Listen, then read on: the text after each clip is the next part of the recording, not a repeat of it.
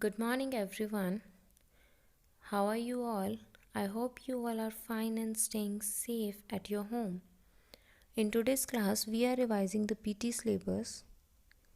Okay, so I'll be giving you a quick revision of your PT exam, which will be the paragraph, one application, and the two chapters from your book. Okay, so revise it very carefully and also watch the video carefully so that you won't be having any. First chapter जो हमारा revision के लिए है वो है propositions. देखो, propositions वो words होते हैं जो हम नाउन्स का, एक नाउन का दूसरे नाउन के साथ या एक नाउन का पूरे सेंटेंस के साथ रिलेशन बताते हैं कि एक्चुअल में उसका क्या रिलेशन है पूरे सेंटेंस के साथ। ऐसे ही it will be with the pronouns also. So prepositions जो हमें बताते हैं वो क्या चीज़ है, दैट वेयर द थिंग्स और पीपल आर लोकेटेड, कि कहाँ चीज़ें पाई जाती हैं। ठीक है, प्रपोजिशंस में क्या होते हैं, लाइक हमने लिखा the horse jumped over the hurdle, horse ने हर्डल के ऊपर से जंप किया। सो क्या रिलेशन था उसका कि उन दोनों ने आपस में एक दूसरे को टच नहीं किया, उसके ऊपर से उसने जंप किया। So the word over is a preposition. We have many prepositions like in, on, into, for, with, since, inside, between, under, ऐसे बहुत से प्रपोजिशंस हैं। अब इसमें क्या होता है, जैसे क्वेश्चंस हैं वो कैसे आते हैं प्रपोजिशंस के। एक तो क्वेश्चन आपका बन के आता है that you have to underline the prepositions in the sentences given below. आपको कुछ सेंटेंसेस दिए जाएंगे और उसमें आपको प्रपोजिशंस को अंडरलाइन करना है। एक तो ये क्वेश्चन होता है। सेकंड क्वेश्चन क्या हो सकता है कि आपको ऑप्शंस गिवन होंगे and you have to complete the sentences with suitable prepositions. ठीक है, ये भी हो सकता है कि आपको ऑप्शंस गिवन हों और ये भी चॉइस हो सकती है कि आपको ऑप्शंस गिवन ना हो। So this will be up to me, totally dependable, it will totally depend on me कि मैं ऑप्शन दूंगी या नहीं दूंगी। But you have to prepare yourself without options also as well as with options also. तो आपको options ऐसे भी आ सकते हैं, ऐसे क्वेश्चंस भी आ सकते हैं प्रपोजिशंस में। नथिंग्स डिफिकल्ट, जैसे बहुत सारे ये क्वेश्चंस दे रखे हैं। ठीक है, तो आपको इस तरह से क्वेश्चन आ सकते हैं कि आपको कंप्लीट करना है सेंटेंस को by putting the correct preposition. Next जो थिंग हमने की है that is about the interjections. देखो, इंटरजेक्शंस वो वर्ड्स होते हैं विच एक्सप्रेसेस आवर फीलिंग्स या इमोशंस, जो हमारे फीलिंग्स को, हमारी सैडनेस को, हमारी एक्साइटमेंट को, हैप्पीनेस को एक्सप्रेस करते हैं कुछ वर्ड्स।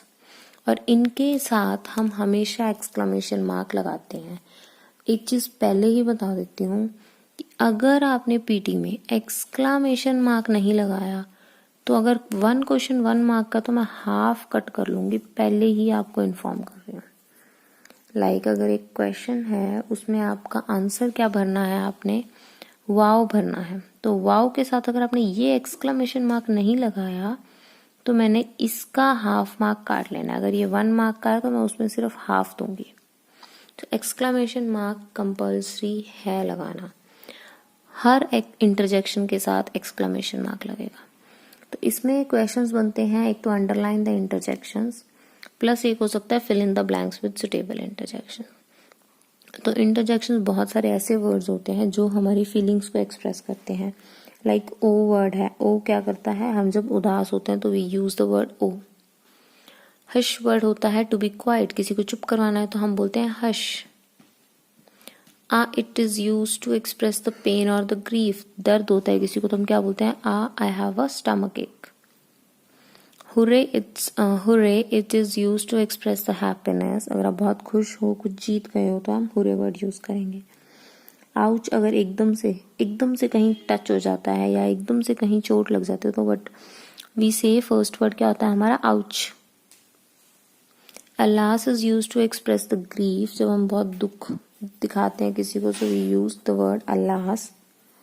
उप्स, सॉरी बोलने के लिए होता है। वाओ, कोई बहुत सुंदर चीज़ है, कोई सरप्राइज मोमेंट है तो हम वाओ यूज़ करेंगे। यक मीन्स अगर कोई मतलब ऐसा होता है ना कि जब खाना खा रहे हो और सामने खाने में कुछ गिर गया या कुछ आपको मिल गया खाने में जो अच्छा नहीं है, तो उसके लिए हम यक वर्ड यूज़ करते हैं। एंड ब्रावो जब हम किसी की तारीफ करते हैं, सडन प्रेज करेंगे तो हम ब्रावो वर्ड यूज़ करेंगे। बट हर वर्ड के साथ एक्सक्लामेशन मार्क लगता ही लगता है। समझ आई? Interjections, prepositions. थर्ड टॉपिक हमारा जो है वो क्या है कि हमारी एक तो एप्लीकेशन है, ठीक है, और जो नेक्स्ट है वो है एन आइडियल स्टूडेंट पे आपको लाइंस लिखनी है। So if I to tell you to write few lines then you will write few lines only, कुछ 7-8 लाइंस लिख देना मार्क्स के अकॉर्डिंग, ठीक है। अगर आपको कंप्लीट आता है तो you will right complete one also. अगर आपको पेपर में बोल दूं मैं कि right a complete paragraph on an ideal student, तब तो आप पूरा लिख देना। अगर आपको बोलूंगी कि फ्यू लाइंस लिखनी है तो आप हो सकता है 7-8-9-10 लाइंस तक लिख के छोड़ सकते हो, ओके। और यही सारा हमारा पीटी का सिलेबस था जो हमने रिवाइज किया है। I hope you all have cleared it well. अब हम मिलेंगे after the PT next class में। Till the time take care of yourself and bye bye.